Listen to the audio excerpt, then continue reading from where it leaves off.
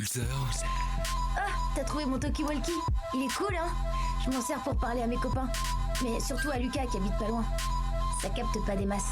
En ce moment, c'est Radio Libre sur Pulsar Radio. Bonjour, welcome, on est sur la radio libre de Pulsar. On est avec l'équipe des jeunes sur la radio libre sur Pulsar.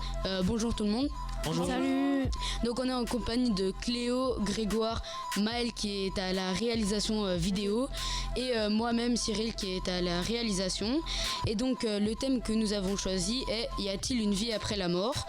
Donc Cléo, qu'as-tu à nous proposer ? Alors bonjour, moi je vais vous parler de la mort chez les Égyptiens. C'est une civilisation qui a une vision de l'après-mort très complexe. On sait tous qu'ils momifiaient leurs morts, mais je vais vous en dire un peu plus. Alors moi, peut-être que vous avez déjà entendu parler des EMI, ces personnes qui sont revenues à la vie. Eh bien, je vous en parlerai aussi avec les voyages astro. Alors tandis que moi j'ai trouvé un article sur les ondes cérébrales du cerveau quand on meurt. C'est vraiment passionnant. Et donc moi j'ai choisi la peur de la mort. Donc c'est la thanatophobie, mais je vous en dirai plus prochainement. Et je vous propose maintenant d'écouter Sunshine de One Republic sur Pulsar Radio. Running through the strange life, chasing all them green lights, throwing up the shade for a little bit of sunshine. Hit me with them good vibes, pictures on my phone like everything is so fine. Little bit of sunshine. Yeah, crazy lately, I'm confirming, trying to rob myself of something. You just trying to get a word and life is not fair. I've been working on my tunnel vision, trying to get a new prescription, taking swings and even missing, but I don't care. I'm dancing more, just a little bit, breathing more, just a little bit, care a little less, just a little bit, like life is woo. I'm making more, just a little bit, spin a little more to get rid of it, smile a little more in a minute. I've been running through the strange life, chasing all them green lights, throwing up the shade for a little bit of sunshine. Hit me with them good vibes, pictures on my phone like everything is so fine. Little bit of sunshine.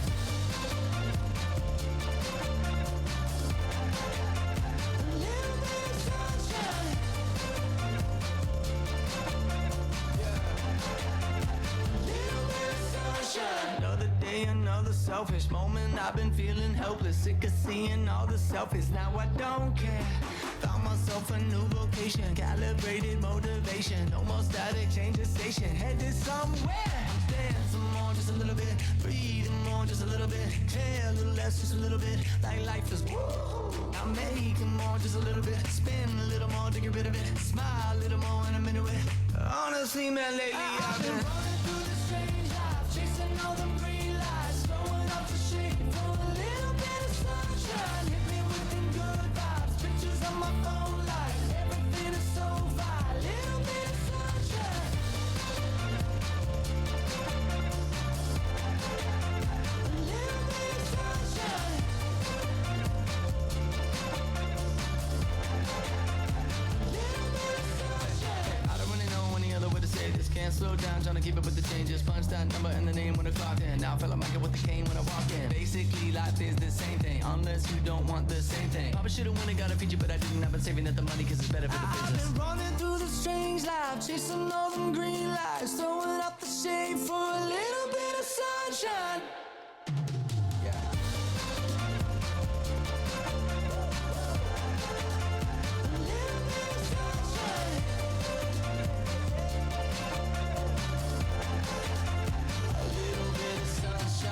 On est toujours sur Pulsar Radio et on vient d'écouter Sunshine. Pulsar Radio, radio libre. Et maintenant je vais laisser la parole à Cléo qui va nous raconter la mort des Égyptiens.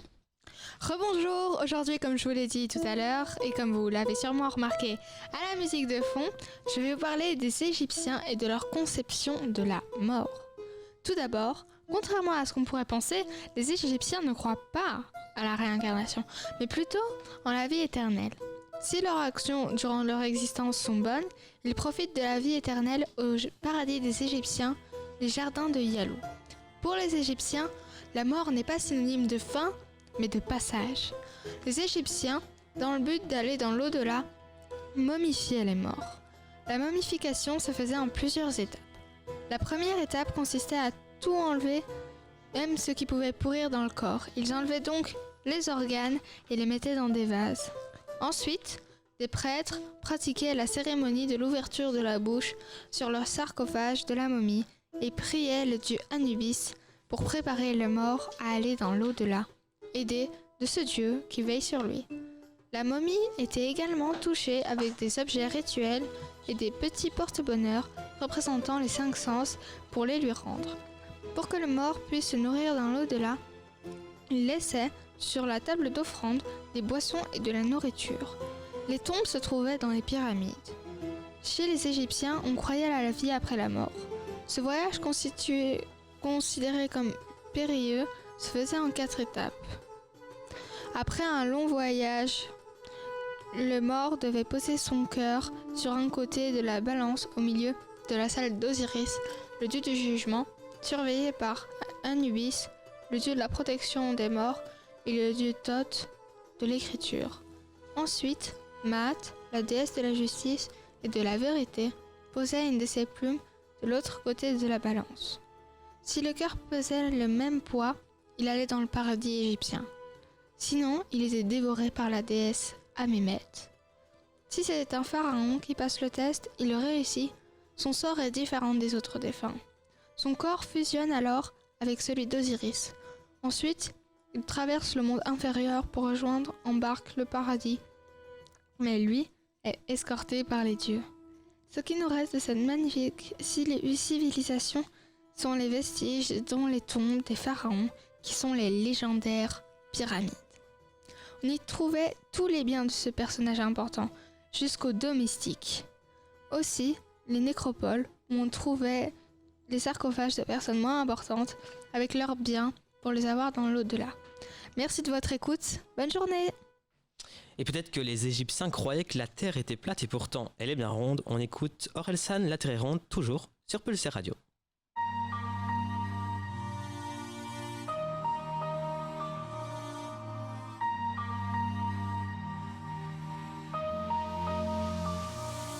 Au fond, je crois que la terre est ronde, pour une seule bonne raison. Après avoir fait le tour du monde, tout ce qu'on veut c'est être à la maison. T'as besoin d'une voiture pour aller travailler. Tu travailles pour rembourser la voiture que tu viens d'acheter. Tu vois le genre de cercle vicieux, le genre de truc qui donne envie de tout faire sauf de mourir vieux. Tu peux courir à l'infini, à la poursuite du bonheur. La terre est ronde, autant l'attendre ici.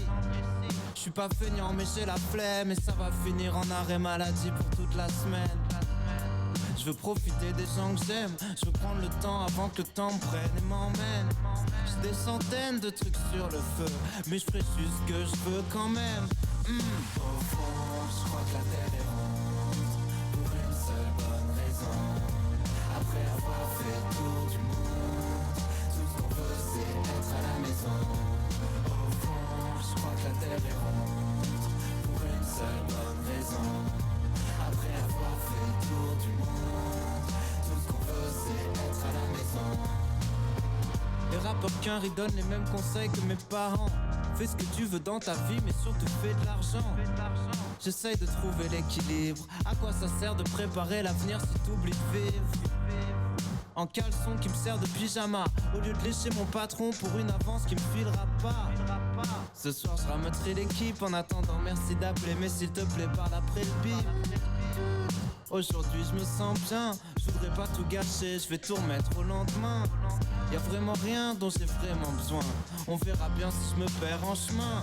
Au fond, je crois que la terre est ronde, pour une seule bonne raison. Après avoir fait le tour du monde, tout ce qu'on veut c'est être à la maison. Au fond, je crois que la terre est ronde, pour une seule bonne raison. Après avoir fait le tour du monde, tout ce qu'on veut c'est être à la maison. Pourquoi faire tout de suite tout ce qu'on peut faire plus tard? Prépare la transition, moi je sais ce que j'ai fait. Tout ce qu'on veut c'est profiter de l'instant. Ah, c'est moi, est-ce que tout le monde... S'épanouir dans la lumière du soir. Tout ce qu'on veut c'est pouvoir vivre maintenant. Pourquoi faire tout de suite tout ce qu'on peut faire plus tard? Tout ce qu'on veut c'est profiter de l'instant. On s'épanouit dans la lumière du soir. Tout ce qu'on veut c'est pouvoir vivre maintenant. Au fond, je crois que la terre est ronde, pour une seule bonne raison. Après avoir fait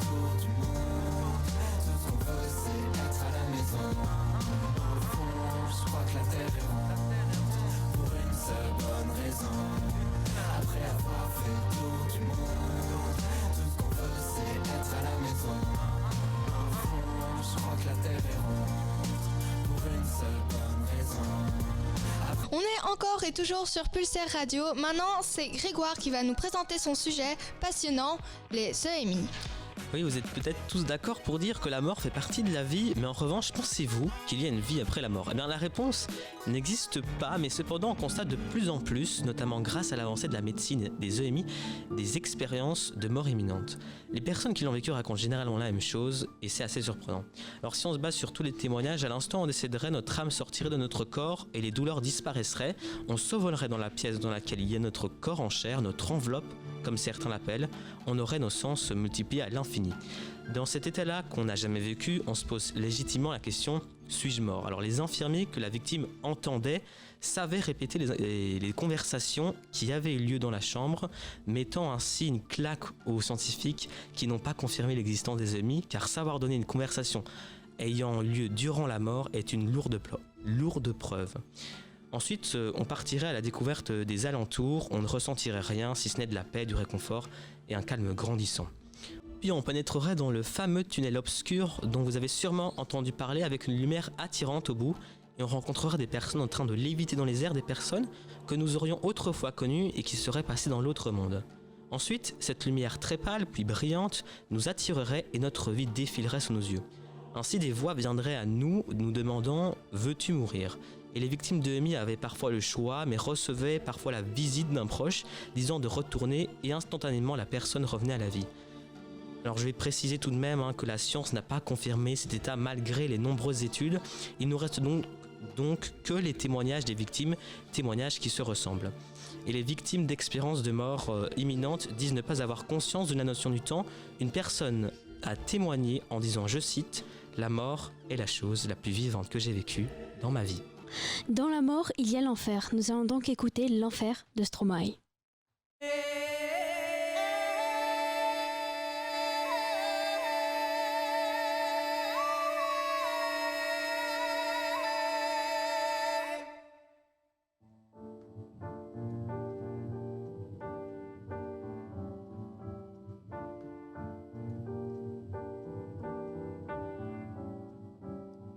Je suis pas tout seul à être tout seul, ça fait déjà ça de moins dans la tête. Et si je comptais combien on est? Beaucoup, tout ce à quoi j'ai déjà pensé, dire que plein d'autres y ont déjà pensé. Mais malgré tout, je me sens tout seul. Du coup, j'ai parfois eu des pensées suicidaires, j'en suis peu fier. On croit parfois que c'est la seule manière de les faire taire. Ces pensées qui nous font vivre un enfer. Ces pensées qui me font vivre un enfer.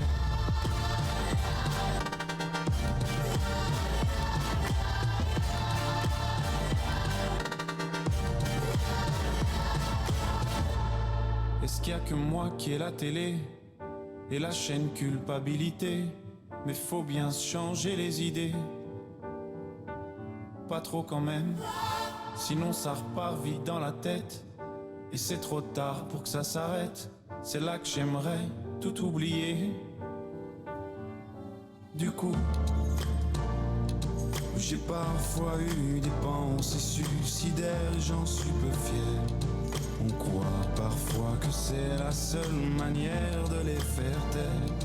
Ces pensées qui me font vivre un enfer. Ces pensées qui me font vivre un enfer.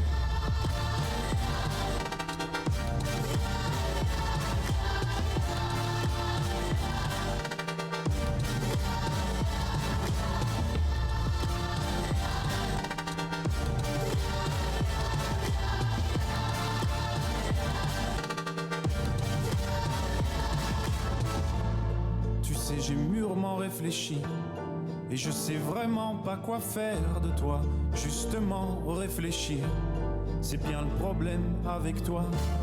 Tu sais, j'ai mûrement réfléchi et je sais vraiment pas quoi faire de toi. Justement réfléchir, c'est bien le problème avec toi.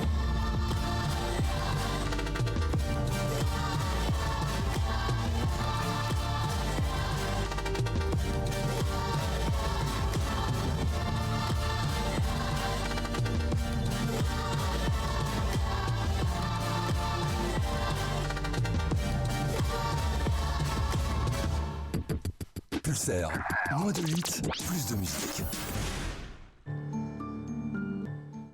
On est sur Pulsaire Radio. Y a-t-il une vie après la mort?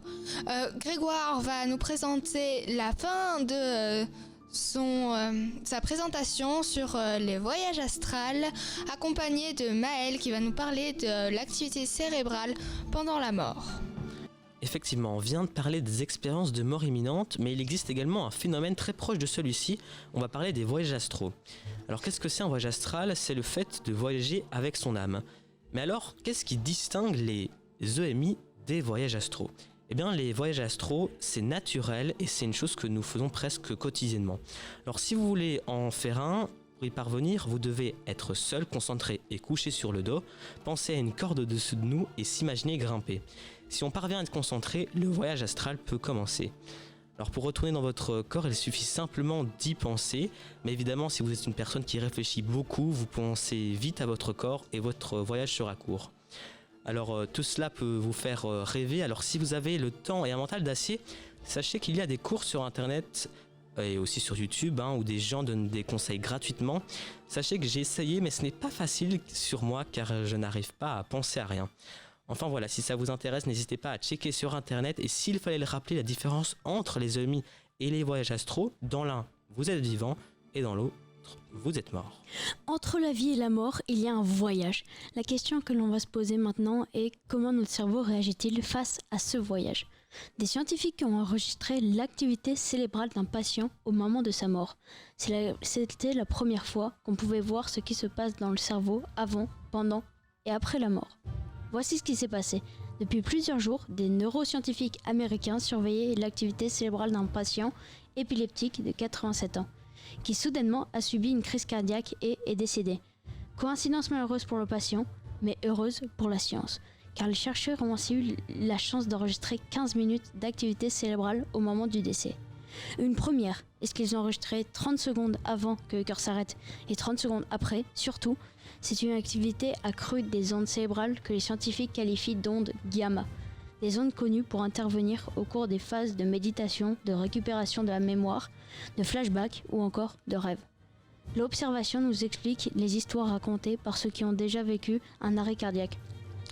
Ceux qui rapportent d'avoir vu leur vie défiler devant leurs yeux. Mais surtout, suggèrent les chercheurs, ces travaux pourraient remettre en question la manière de qualifier la fin d'une vie et soulever des interrogations quant au moment judicieux pour planifier un don d'organes, car notre cerveau semble capable d'une activité coordonnée même lorsqu'il n'est plus alimenté par du sang frais. Il pourrait même être programmé pour nous guider dans l'épreuve de la mort. De tels résultats ont déjà été observés chez les rats, de quoi envisager que la réponse biologique à la mort pourrait être universelle. Les neuroscientifiques notent toutefois que ces résultats doivent être considérés avec toute la prudence qui s'impose, compte tenu du fait qu'ils sont tirés de l'étude d'un seul et unique cas, le cas d'un patient au cerveau malade qui plus est.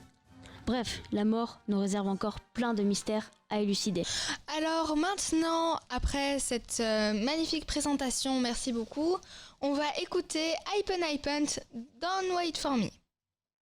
I had you on the phone, you couldn't hide your lies. It's a shame 'cause you're beautiful.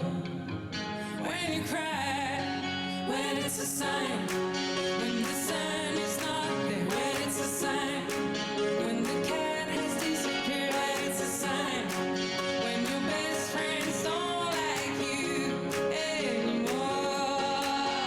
Don't wait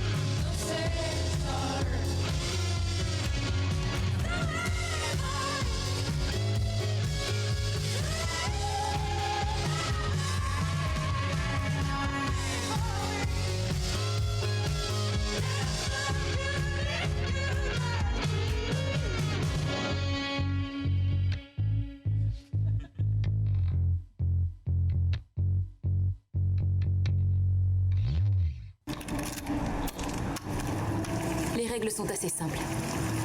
Il n'y en a que 2. Règle numéro 1, tu écoutes. Règle numéro 2, tu fais passer. Pulsar Radio, c'est Radio Libre. Alors, vous êtes sur Pulsar Radio, notre sujet d'émission c'était y a-t-il une vie après la mort? Alors par rapport à ça, Cléo et Grégoire vont nous parler de ce sujet car il y a plusieurs croyances. Alors évidemment, il y a la croyance des Grecs qu'on va aborder maintenant, il y aura les Romains ensuite. Avec Cléo, effectivement, nous allons vous parler de la religion grecque, son évolution, mais surtout la vision des Grecs sur la mort. Je vais donc débuter avec toi Cléo par la religion grecque qui a débuté en moins 700 avec l'apparition des premiers Jeux Olympiques antiques. Alors la création de la religion et du roi des dieux commence par Cronos, le dieu du temps, qui, pour ne pas se faire détrôner par ses enfants, les mange un par un, sauf Zeus. La femme de Cronos le trompe en utilisant une pierre qu'elle emballe dans des landaux pour le donner à celui-ci. Et bien sûr, Cronos la mange. Une fois un peu plus grand, Zeus fait vomir ses enfants à Cronos et comme prévu, il le détrôna et devint un roi des dieux de la religion grecque. Et oui, alors quand on parle de religion grecque, on est obligé d'évoquer les différents mythes grecs, tant ces derniers sont nombreux. Nous allons alors en évoquer un très connu, la fameuse légende d'Icare. C'est l'histoire du roi de Crète, Minos, qui voulait enfermer notre légendaire Minotaure dans un labyrinthe, car celui-ci, trop dangereux pour la population de son île. Il a donc fait appel au meilleur architecte, Dédale, aidé de son fils, Icare. Une fois le labyrinthe terminé, Minos décide de les enfermer afin de les garder à son service. Sauf que Dédale, ayant plus d'un tour dans son sac et coincé dans son labyrinthe, veut à tout prix s'enfuir. Au cœur du labyrinthe, il croisa des poules et de la cire. Grâce à sa grande intelligence d'architecte, il a alors une idée. Il arrache les plumes des poules, les colle sur ses bras et ceux de son fils pour s'envoler à l'aide de la cire. Dédale avertit Icare de ne pas se rapprocher trop du soleil, sinon il tomberait car la cire fondrait à cause de la chaleur. Une fois dans les airs, Icare, dans l'euphorie du moment, s'en rapproche trop malgré les avertissements de son père. Ses ailes se mirent à se décrocher et Icare tomba dans l'eau et ne sachant pas nager, il se noya.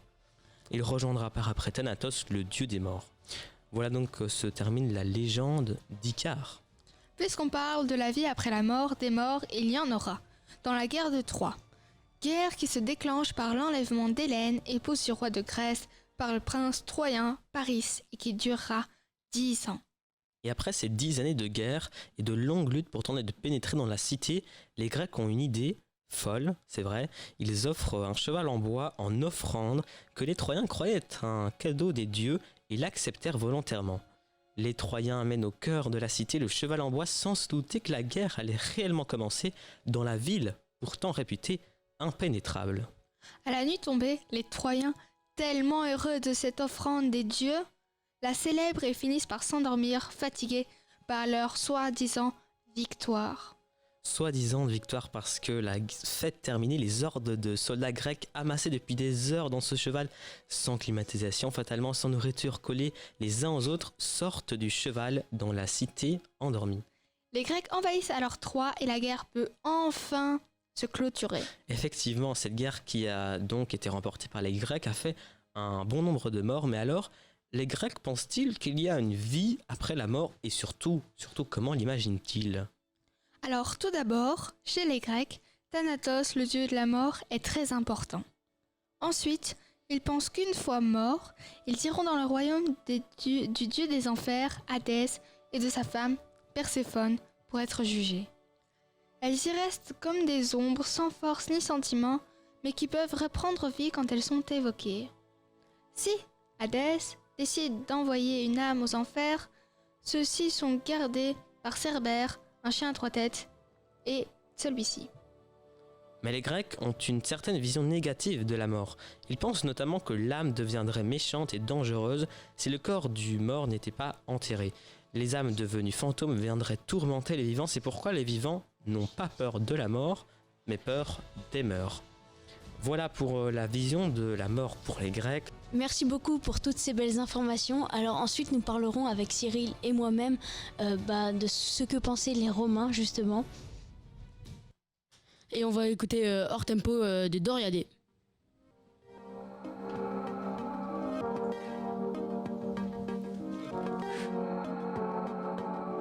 J'ai pas la méthode, j'ai pas les codes, tu es hors tempo, à fleur de peau, je me noie dans mon propre corps. J'ai pas la méthode, j'ai pas les codes, tu es hors tempo, mon cœur bat trop, et ça résonne beaucoup trop fort. Je pense trop, je réfléchis trop, je dors plus trop, je rentre plus tôt, j'ai moins peur de la mort que de t'aimer à tort. Je ressens tout trop fort, je ressens tout trop fort. Hey, hey. Cherche des heures de sommeil lorsque mon cerveau s'en mêle. Je dois savoir me distancer, arrêter de trop penser, reprendre du sommeil, telle une reine au soleil. Mais je ressens tout trop fort, je ressens tout trop fort. J'ai pas la méthode, j'ai pas les codes, tu es hors tempo, à fleur de peau, je me noie dans mon propre corps. J'ai pas la méthode, j'ai pas les codes, tu es hors tempo, mon cœur bat trop, et ça résonne beaucoup trop fort. Je pense trop, faut que je me pose, fasse une pause, fasse de trop, et je vais finir par me noyer, étouffé par mes pensées. Je suis mon seul ennemi, il faut que je sorte du lit. Hey, hey. Je reste solo dans ma tête, sans profiter de la fête, volontairement extérieur, mes pensées te feraient peur. Je voudrais te partager mon monde, juste pour quelques secondes, mais je ressens tout trop fort, je ressens tout trop fort. J'ai pas la méthode, j'ai pas les codes, tu es hors tempo, à fleur de peau, je me noie dans mon propre corps. J'ai pas les codes, tu es hors tempo, mon cœur bat trop, et ça résonne beaucoup trop fort. J'ai besoin de répit, éteindre un instant ces doigts en moi. Oh, encore une insomnie, mon esprit est le seul roi. Je pense trop, je réfléchis trop, je dors plus trop, je rentre plus tôt, j'ai moins peur de la mort que de t'aimer à tort. Je ressens tout trop fort, je ressens tout trop fort. J'ai pas la méthode, j'ai pas les codes, tu es hors tempo, mon cœur bat trop, et ça résonne beaucoup trop fort. J'ai pas la méthode, j'ai pas les codes, tu es hors tempo, à fleur de peau, je me noie dans mon propre corps. Pulsaire. La radio sans pub. On est toujours sur Pulsaire Radio, merci d'être avec nous. On vient d'évoquer avec Léo la religion grecque et les croyances de la mort. On va passer maintenant en romain avec Cyril et Maël. Puisqu'on vient de parler de la Grèce, nous allons à présent parler de la croyance romaine. La mythologie romaine ou latine est l'ensemble des mythes concernant les dieux de la religion romaine. La mythologie romaine a emprunté d'année en année des conceptions religieuses et culturelles aux pays qui ont été progressivement intégrés dans la sphère de Rome, la Grèce, l'Égypte, la Syrie, la Gaule, etc., etc. Les Romains se sont disputés puis ont adapté ces mythologies pour créer un ensemble syncrétique. Syncrétique, c'est un système philosophique ou religieux qui tend à faire fusionner plusieurs systèmes différents qui se manifestent dans la religion romaine.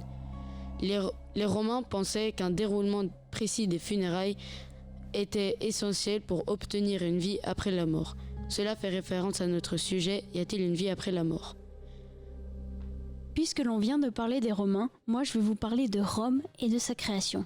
Rome est la plus grande ville d'Italie et l'un des plus grands centres d'histoire, d'art, de culture et de mythologie au monde.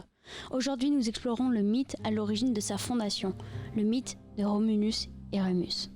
Romulus et Rémus étaient deux frères jumeaux nés de l'union entre la prêtresse Rhea Silvia et le dieu de la guerre, Mars. On dit que Mars aurait rendu visite à la prêtresse lors d'un rêve et lui aurait fait cadeau des deux jumeaux. Rhea Silvia est la fille du roi Numitor, roi détrôné par Amulius, son fils, qui était connu pour son tempérament fougueux et sa cruauté. Amulius, lorsqu'il fut roi et qu'il apprit que la jeune prêtresse avait deux enfants, il ordonna que les deux jumeaux soient jetés dans le Tibre, le fleuve qui traverse une partie de l'Italie. Il craignait que ses enfants, en grandissant, ne prennent sa place. Au lieu de les noyer dans le fleuve, la servante à qui Amulius avait attribué cette tâche eut pitié d'eux. Elle mit les bébés dans un panier, puis les abandonna, laissant le panier flotter sur le fleuve.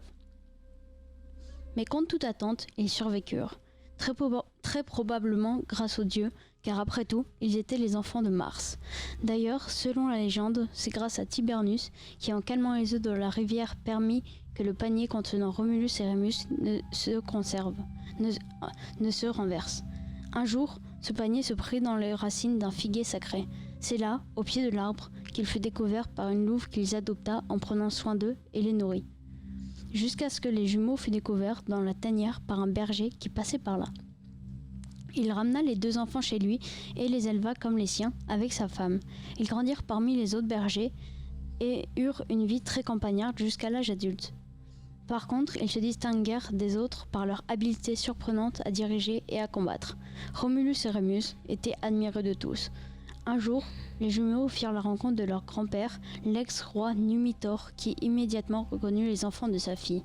Ensemble, ils retourneront à Albe la Longue et tueront Amulius, le cruel fils qui avait détrôné le roi. Ensuite, ils resteront Numitor sur le trône. Cependant, Romulus et Rémus voulaient fonder leur propre ville. Ils ne purent se contenter de rester à Albe la Longue. Ils décidèrent alors de fonder leur ville à l'endroit exact où ils avaient été abandonnés enfants. Romulus et Rémus n'étaient cependant pas d'accord de l'endroit exact où la ville devait être érigée. Alors, pour se départager, les jumeaux décidèrent de s'en remettre aux oiseaux. Celui qui en verrait le plus aurait raison. Ils se mirent chacun sur une colline et commençèrent à regarder le ciel. Rémus fut le premier à apercevoir 6 vautours, tandis que Romulus en vit 12. Le destin avait donc choisi Romulus, ce qui déplut fortement à Rémus. Romulus se mit alors à tracer les fondations de la ville en commençant par l'enceinte. Au même moment, Rémus, qui était encore jaloux de ne pas avoir été choisi, se moqua de l'enceinte de la ville et le mit au défi. Il voulait prouver à son frère que l'enceinte n'était pas assez sécuritaire et entreprit de la traverser d'un seul bond. Furieux et animé par la rage, Romulus sortit son épée et tua son frère sur le coup de la colère. Romulus entreprit alors seul la construction de la ville qu'il nomma Roma. C'est ainsi, selon la légende, que la ville de Rome fut créée et que Romulus en devint le premier roi. Maintenant, je vais vous raconter l'histoire de Flore, déesse du printemps. Flore, ou Flora en latin, fait partie des divinités les plus anciennes de la mythologie romaine. Mais les origines de la déesse du printemps sont enracinées dans la mythologie grecque. Malgré le printemps et les fleurs, Flore était également très souvent associée à plusieurs attributs vertus comme la renaissance, la jeunesse et la fertilité. Loin d'être la déesse la plus connue à l'inverse des dieux. Flore reste néanmoins une figure importante chez les Romains et occupait un rôle essentiel dans la venue du printemps. Il y avait après tout un festival entièrement dédié à la déesse dans le calendrier romain. Elle est d'ailleurs représentée par plusieurs artistes célèbres de l'histoire dans leurs peintures. Par exemple, le peintre italien Sandro Botticelli s'inspire de la déesse pour sa fameuse toile Primavera en 1484. Pour conclure, Flore est également le nom et l'inspiration de l'un des cafés les plus vieux de Paris, Café de Flore, établi en 1885. Merci beaucoup Cyril et Maël pour l'évolution et les croyances chez les Romains. Je vais me tourner maintenant vers Cléo qui va nous annoncer la chanson qu'on va écouter tout de suite. Alors maintenant, je vous ai préparé The Weeknd avec Sacrifice. On écoute ça tout de suite.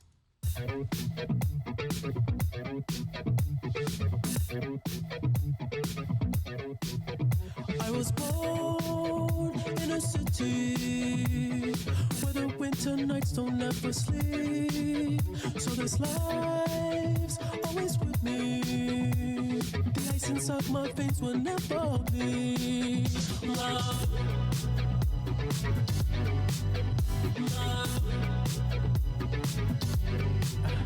Every time you try to fix me, I know you'll never find that missing piece. When you cry and say you miss me, I'll lie and tell you that I'll never leave.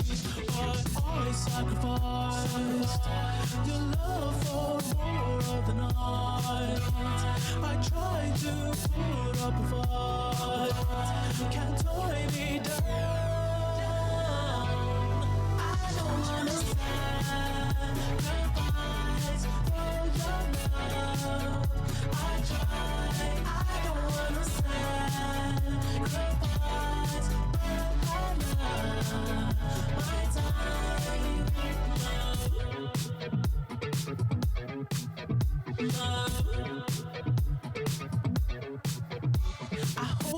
through the toughest parts when you feel like it's the end. Cause life is still worth living. Yeah, this life is still worth living. I can break you down and pick you up and fuck like we are friends. But don't be catching feelings. Don't be out here catching feelings. Cause I sacrifice your love for more of the night. I try to put up a fight. Can't tie me down. I don't wanna sacrifice for your love. I try. I don't wanna sacrifice for my time. I don't wanna sacrifice for your love.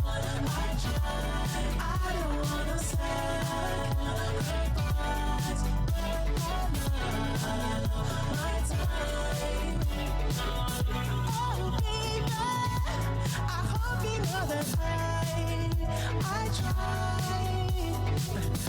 Oh baby, I hope you know I love my time. Pulsar Radio, Radio Libre. Merci d'être toujours avec nous, à nos côtés sur Pulsar Radio. On va écouter tout de suite avec Cyril un sujet qui concerne tout le monde. Avez-vous eu déjà peur de la mort ? Tout le monde a des fois eu peur de la mort. Mais il y a aussi des personnes qui sont prises par cette phobie, et cette phobie, c'est la thanatophobie.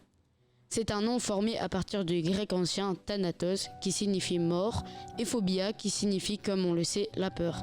Il peut s'agir d'angoisse de mort imminente, ou d'angoisse en rapport avec la mort, angoisse de la maladie, de la foule et plein d'autres. La peur de la mort n'est pas uniquement une phobie, ça peut être justifié. Prenons l'actualité récente. Des gens pendant la pandémie Covid-19 avaient peur que un de ses proches, quelqu'un de connu ou soi-même meure, car ce virus a tué plus de 30 000 personnes en Belgique. Mais pas que, dans tout le monde, il y a plus de 6 millions de décès. Nous allons écouter un moment de chansons écrites par des artistes français. Dedans, il y a SCH, Thierry Lhermitte, Patrick Bruel, Soprano, Zinedine Zidane, Jean Dujardin et plein d'autres. Il a fallu en arriver là pour les remercier. C'est les héros du quotidien qui sont comptés. Sacrifient leur vie au nom de notre santé. C'est même qui crient dans la rue, venez nous aider. Tout le monde n'a pas développé la thanatophobie, mais ont eu peur que quelque chose de grave arrive. Nous avons eu tous un moment de peur collective, mais des gens sont malades de ça et que ce soit répétitif. Alors comment savoir si on a la thanatophobie ? Nous avons des symptômes, c'est éviter tout ce qui pourrait entraîner la mort, accélérer la mort ou se mettre en danger, sport, conduite, etc. etc. La personne va s'empêcher d'aller dans un cimetière ou dans un hôpital. Il aura aussi des insomnies par peur de mourir dans son sommeil et la personne sera dépressive et replie sur elle. Je n'ai pas tout cité parce que ce serait trop long et il y a d'autres sujets à aborder sur la peur de la mort. Mais le dernier sujet est comment traiter la thanatophobie. Les médecins recommandent fortement les thérapies cognitivo-comportementales. Cognitivo veut dire échange entre personnes pour analyser progressivement ses comportements, ses pensées et ses émotions. Il y a aussi l'hypnose pour comprendre l'origine de la peur. J'ai dit quelques sujets de la peur de la mort parce qu'il y a beaucoup d'informations sur ce sujet. Merci de m'avoir écouté. Merci beaucoup Cyril. Alors c'est la fin de ce Radio Libre avec comme sujet y a-t-il une vie après la mort ? Nous sommes avec Cyril, Cléo, Grégoire et moi-même Maëlle. Maintenant je vais vous poser quelques questions. Alors pour commencer, pensez-vous qu'il y a une vie après la mort ? Cyril, je te laisse répondre. Après il y a eu, je pense que oui parce que il y a des études scientifiques, mais bon après tout le monde a sa justification, à son avis personnel, mais après il y a quelques sujets ici qui m'ont intéressé comme l'EMI. On en viendra après, okay. Merci beaucoup. Et toi Grégoire, qu'en penses-tu ? Moi aussi je suis convaincu qu'il y a une vie après la mort, parce que je me suis avancé sur le sujet donc, des EMI, que j'avais déjà écouté des témoignages, et je pense que avoir un grand nombre de témoignages qui racontent presque tous la même chose, c'est assez surprenant comme je l'avais dit, et donc je suis quasi sûr qu'il y a une vie après la mort. D'accord, tandis que Cléo, on pense quoi ? Alors moi, j'en sais rien du tout. Je pense qu'on peut pas vraiment savoir jusqu'à ce qu'on soit mort. Et donc je ne répondrai ni par oui ni par non. Je n'en sais rien. Très intéressant, d'accord. Moi, je pense sincèrement que on peut aussi pas savoir ce qu'il y a après. Ça peut être le paradis comme l'enfer, comme une nouvelle vie sur Terre. On n'en saura jamais rien. Alors, prochaine question. Qu'est-ce qui vous a intéressé dans votre sujet? Je te laisse, Cyril, commencer. Moi, ce qui m'a intéressé, c'est surtout la peur de la mort et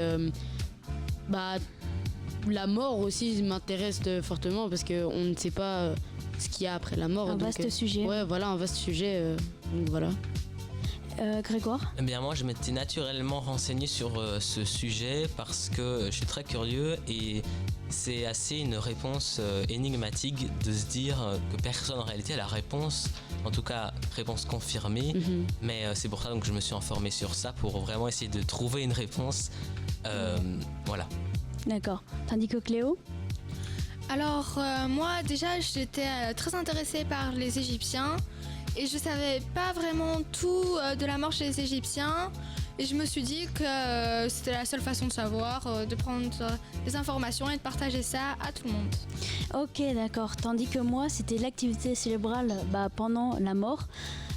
J'avais vu un article passer là-dessus, ça m'avait intéressé, j'ai juste vite fait jeter un coup d'œil, du coup je suis revenue dessus, j'ai trouvé ça intéressant de vous en parler. Et on va maintenant arriver commencer la dernière question. Quel sujet vous a le plus parlé et pourquoi? Je te laisse répondre, Cyril. Moi, c'est les EMI que Grégoire a présenté. Parce que j'avais déjà entendu parler, mais pas assez profondément comme Grégoire l'a raconté. Donc vraiment, ça m'a vraiment intéressé les EMI. Et j'aimerais bien en savoir plus après ce stage radio. Mais Grégoire a très bien expliqué ce que c'est les EMI. D'accord. Bien, merci. Mais moi, sinon, le sujet qui m'a intéressé, ils m'ont tous intéressé. Je veux dire... J'ai une préférence pour les croyances chez les Égyptiens car je trouve aussi que c'est assez énigmatique de savoir parce que les Égyptiens ça remonte à très longtemps donc savoir ce qu'ils pensaient de la mort, la vision qu'ils avaient c'est aussi intriguant, un sujet intriguant. D'accord, tandis que toi Cléo?